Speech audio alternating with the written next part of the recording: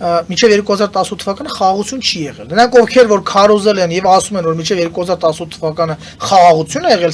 խափում են մեր հայությանը։ 2018 թվականը եղել է սողացող պատերազմ, եղել է հիբրիդային պատերազմ, որի տրամաբանական զարգացումը լինելու էր այն ինչ որ եղավ։ Դա հասկանում եք, դա տեսանելի էր արդեն։